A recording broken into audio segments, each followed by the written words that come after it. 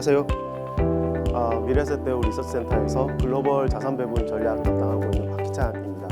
오늘 저희가 하반기 주식시장 그리고 채권시장을 비롯해서 전반적인 자산시장 환경을 좀 살펴보고 현재 우리가 좀 구축해야 될 전략 포지션을 좀 말씀드리고자 합니다.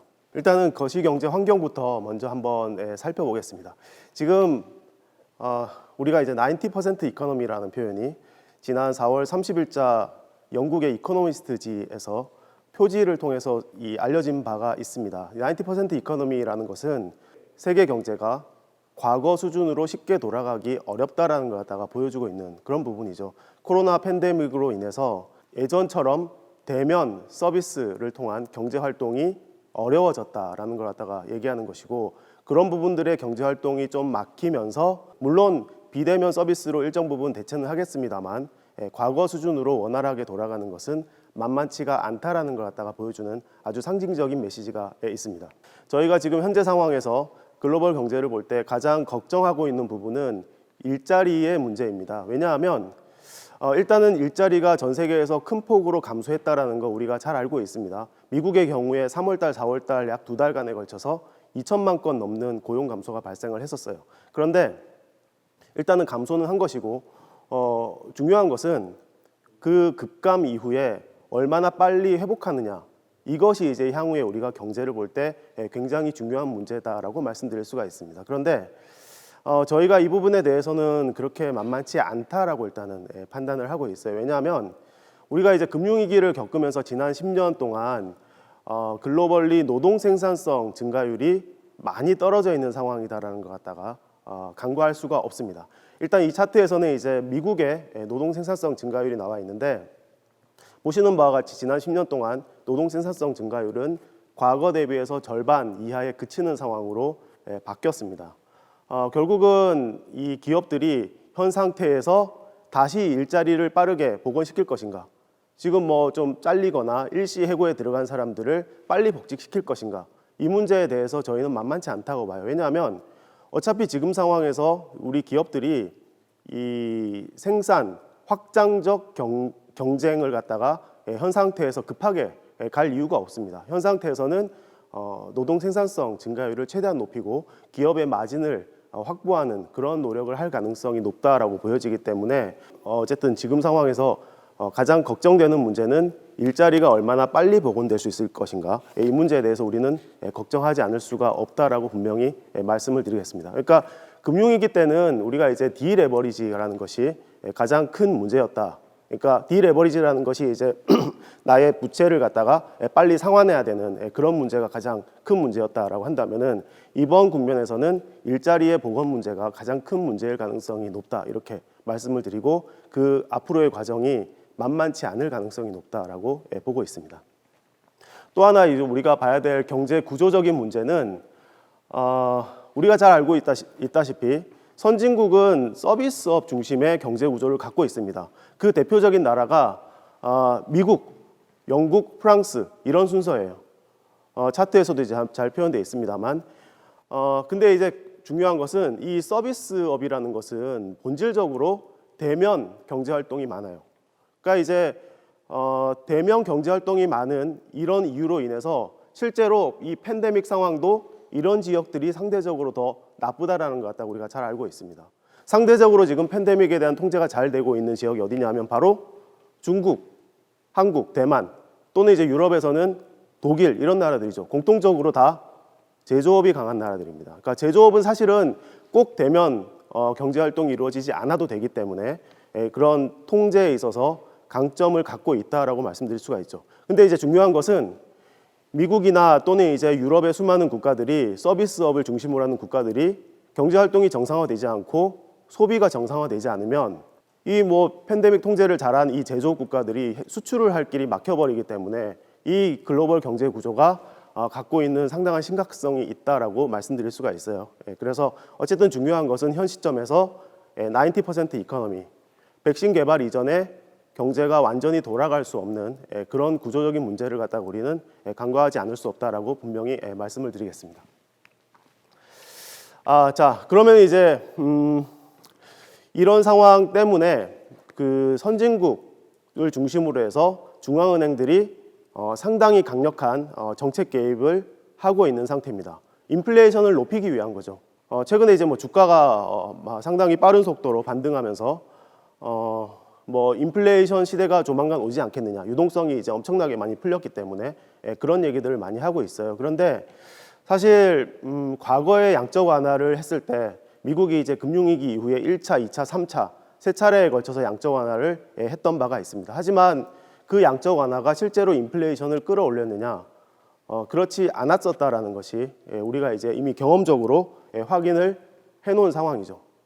그러니까 사실 그 글로벌 인플레이션의 문제는 가장 중요한 것이 공급 과잉의 문제가 해소가 됐느냐. 또 한편으로는 일자리, 이 실업의 상황이 얼마나 빠른 속도로 개선이 될 것인가. 그런 것이 중요해요.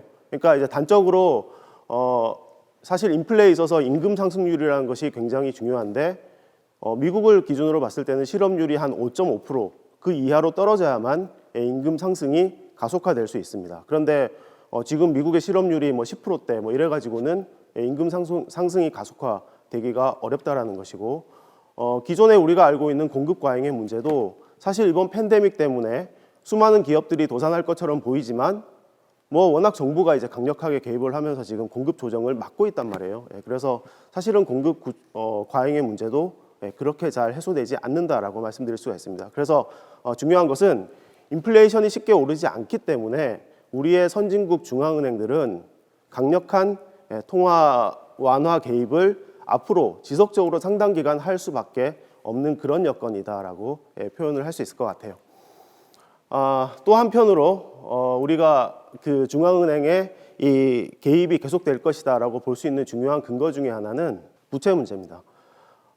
경기나 또는 뭐 자산 시장에 대한 판단들은 우리 전문가들 사이에서 상당히 많은 견해 차이를 보이고 있습니다만 선진국 또는 신흥국의 부채가 공통적으로 이번 국면에서 급증한다라는 것은 다들 잘 알고 있는 문제죠. 그러니까 정부가 이번에 뭐 세수가 급감하고 또는 위기를 대응하기 위해서 지출을 급격하게 늘리고 이거는 전 세계가 다 지금 공통적으로 지금 진행을 하고 있기 때문에 근데 이렇게 이제 부채가 급증하고 나면은 당장 부채를 늘릴 때는 뭐 어떻게든 뭐 주가도 올라가고 뭐 그럴 수 있겠습니다만 향후에 이제 이걸 갖다가 어떻게 감당할 수 있느냐, 관리할 수 있느냐 이런 문제가 이제 상당히 이제 중요해지죠. 그래서 부채 문제를 잘 통제하기 위한 방법이 뭐냐? 결국은 부채의 비용을 갖다가 줄이는 겁니다. 그게 바로 이제 금리가 되는 거죠. 그래서 앞으로 이 중앙은행들은 금리에 대한 통제를 갖다가 굉장히 적극적으로 물론 지금도 그렇게 하고 있습니다만 앞으로도 그거를 지속적으로 할 수 있어야 됩니다. 근데 미국의 경우에는 지금 무제한적 양적 완화를 하고 있어요. 그러니까 무제한적으로 국채를 매수를 하고 있습니다. 그러니까 미국 정부가 뭐 지난번에는 뭐 2조 달러의 경기 부양 패키지를 갖다가 진행을 했고 그 과정에서 국채를 엄청 찍었어요. 그러면 이제 그 찍은 국채를 갖다가 중앙은행이 다 사줍니다.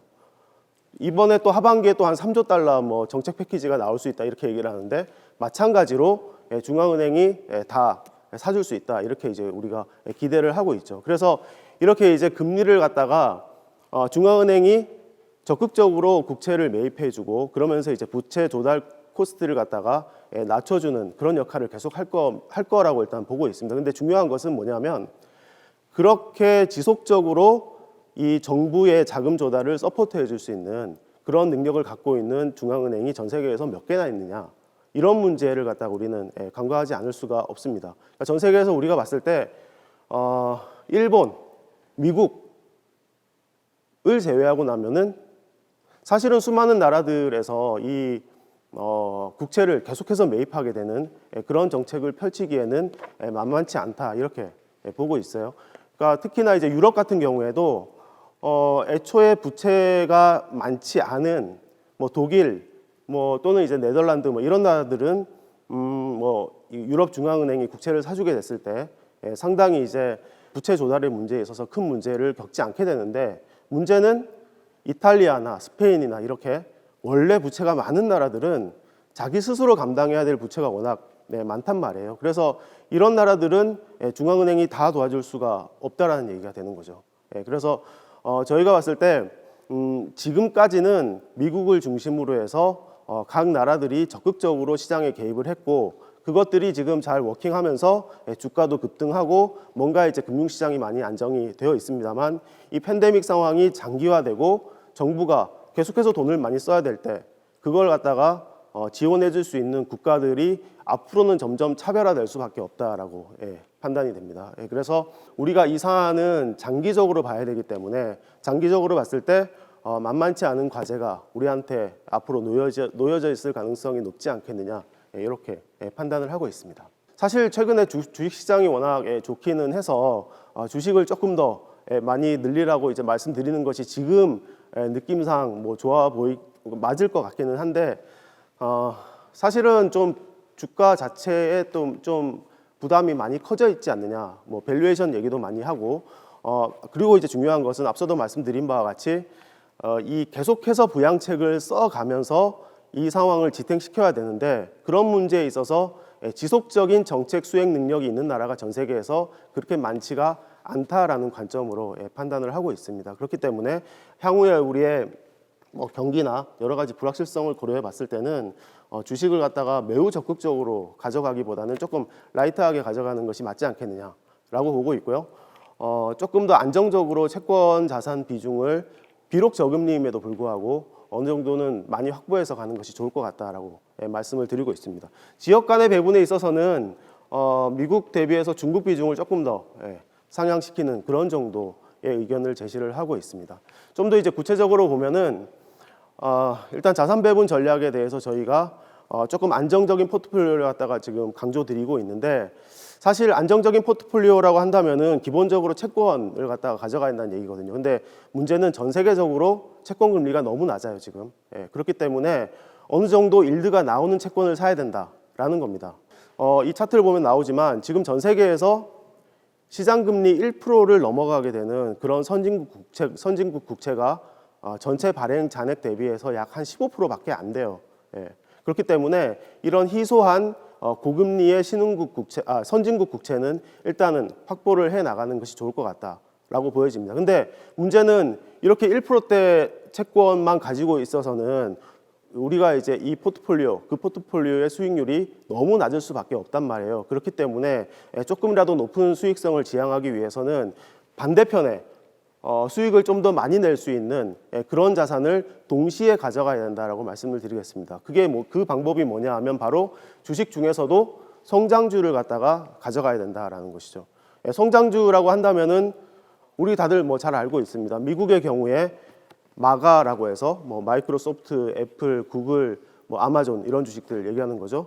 한국에서도 최근에 뭐 BBIG라고 얘기를 해서 배터리, 바이오, 인터넷 게임 뭐 이런 주식들 뭐 대표적으로 우리 뭐 기업들 잘 알고 있다시피 이제 네이버, 카카오 뭐 이런 주식들도 있고 또 한편으로는 이제 삼성바이오, 셀트리온 또는 LG화학, 삼성 SDI 이런 주식들이 이제 쭉 있습니다.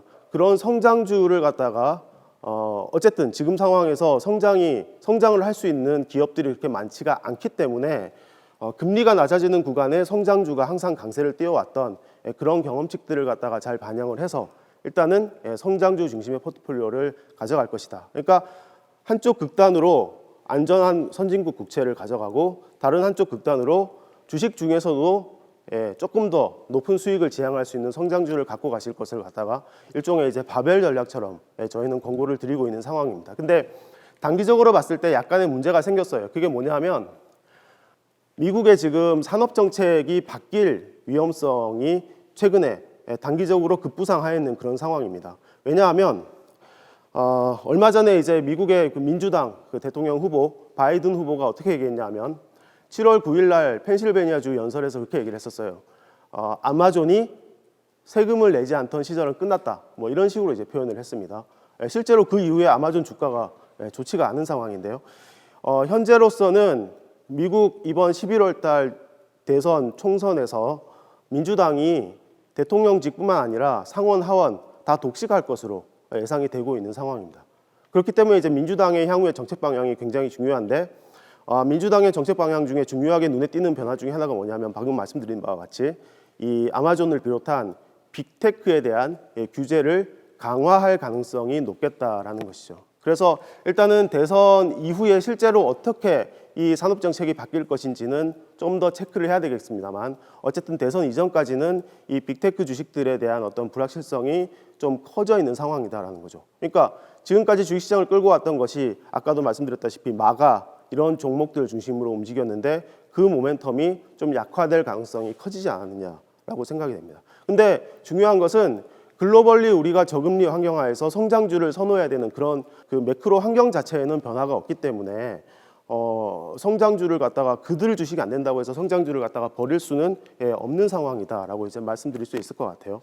그래서 일단은 미국의 성장주의 비중을 조금 낮춰가는 대신에 다른 데서 그런 대안을 충분히 찾을 수 있다라고 생각이 됩니다. 그게 바로 이제 지금 현재 유력하게 보이는 것이 바로 이제 중국의 기술 성장주들인 것 같아요. 그러니까 미국과는 달리 중국에서는 그런 쪽을 지원하는 산업 정책에 있어서 불확실성이 굉장히 낮기 때문에 현 상태에서 상당히 이제 대안이 될 가능성이 높지 않겠느냐, 이런 관점으로 일단 마켓을 보고 있습니다. 그래서 아까도 이제 잠깐 말씀드렸다시피 지역 배분에 있어서는 미국 대비해서는 중국 비중을 갖다가 조금 더 높이는 방향의 전략이 현재로서는 좀 유효해 보인다라는 생각을 하고 있고요. 그래서 이제 다음 시간으로 중국에 대한 투자 전략, 시장 환경 점검을 갖다가 진행하도록 하겠습니다. 안녕하세요. 중국 투자 전략 담당 한정숙입니다. 앞서서 코로나19 이후 금융시장에 대한 전반적인 글로벌 상황에 대해서 설명을 들으셨는데요. 이번 시간에는 중국의 정책과 관련된 투자 전략에 대해서 말씀을 드리도록 하겠습니다. 코로나19가 발생을 한 이후에 1분기 중국 경제 역시 큰 타격을 받았던 상황입니다. 다만 중국의 적극적인 부양 정책으로 인해서 현재 이런 부분들이 빠르게 회복세를 보이고 있다라고 생각을 하고 있습니다. 특히 2분기 이후서부터는 중국 경기가 플러스로 전환이 됐는데요. 금융산업과 정보통신산업의 가파른 성장세가 중국 경기의 상승을 견인했다라고 판단을 하고 있습니다. 상반기 동안 중국 정부는 금융시장과 그리고 성장산업에 대해서 적극적인 부양 정책들을 발표했습니다. 먼저 금융시장과 관련해서는 금융시장의 구조적인 부분들에 있어서 적극적인 개조를 하고 있는 상황이고요. 그리고 QFI와 RQFI와 관련하여 한도를 폐지를 했습니다. 이에 따라서 외국인 투자자들이 더욱더 중국에 대한 투자가 용이해지도록 시장을 개방해 준 상황이다라고 생각을 해주시면 될 것 같습니다. 다음으로 신성장 산업과 관련해서는 연초에 7대 신인프라 산업에 대해서 발표를 했는데요. 특히 5G와 데이터 센터, AI 등과 같은 그런 산업에 대해서 2025년까지 10조 위안을 투자하겠다라고 발표를 하고 있습니다. 지금 현재 중국의 신성장 산업들은 이렇게 직접 금융을 통해서 더욱더 자금 조달이 용이해졌다라고 보여지고 있고요. 미국의 제재 압력 속에서도 정부의 적극적인 지원으로 풍부한 유동성을 확보할 수 있게 됐다라고 생각을 하고 있습니다. 이에 따라서 중국의 성장 산업에 대한 투자는 앞으로도 중장기적으로 유효할 것으로 이렇게 판단을 하고 있습니다. 중국의 주식시장을 살펴보게 되면 먼저 시장별로 보게 되면 벤처기업들로 구성되어 있는 차이넥스트의 수익률이 가장 좋았었고요. 그 다음으로는 중소형 기업들로 구성되어 있는 SME 인덱스의 수익률이 가장 좋았었던 상황입니다. 또한 섹터별로 보더라도 헬스케어와 IT의 수익률이 굉장히 좋았던 것으로 나타나고 있습니다. 그만큼 상반기 동안 신성장 산업과 관련된 주식 투자에 있어서는 높은 수익률을 가져올 수 있었다라고 설명을 드릴 수 있을 것 같습니다. 앞서서 말씀드린 여러 가지 정책들을 통해서 신성장 산업들 같은 경우는 중장기적으로도 계속해서 성장성을 보장받았다라고 판단을 하고 있기 때문에 중국의 성장 산업에 대해서는 중장기적인 투자가 유망해 보인다라고 설명을 드릴 수 있을 것 같습니다. 다만 최근 같은 경우 중국 증시가 이런 경기 부양 기대감들로 인해서 굉장히 가파른 속도로 상승을 하고 있습니다. 이에 따라서 신용과 관련된 투자가 굉장히 많이 급증하고 있는 모습들을 보이면서 2015년도와 같이 버블 붕괴가 일어나는 것 아니냐라는 우려의 목소리들도 나오고 있습니다. 다만 저희가 판단할 때는 중국의 주식시장의 구조가 굉장히 빠르게 변하고 있고 그리고 더 많은 다양한 투자처들이 생기면서 이러한 부분들이 나타나고 있다라고 생각을 하고 있습니다. 이에 따라서 그때 당시와는 다른 흐름으로 판단이 되어지고 있기 때문에 크게 우려할 부분들은 아니다라고 생각을 하고 있습니다. 따라서 저희 투자자 여러분들께서는 최근 중국 시장의 변동성 확대에서 중국 성장주에 대한 비중을 확대해 가면서 중국에 대한 투자 전략을 잡으시길 바랍니다. 이상으로 발표 마무리하도록 하겠습니다. 2020년 미래에셋대우 온라인 자산관리 콘서트는 해피빈과 함께 기부에 참여하고 있습니다. 이 영상의 제목을 클릭하시면 자세한 내용을 확인하실 수 있습니다. 많은 관심 부탁드립니다. 감사합니다.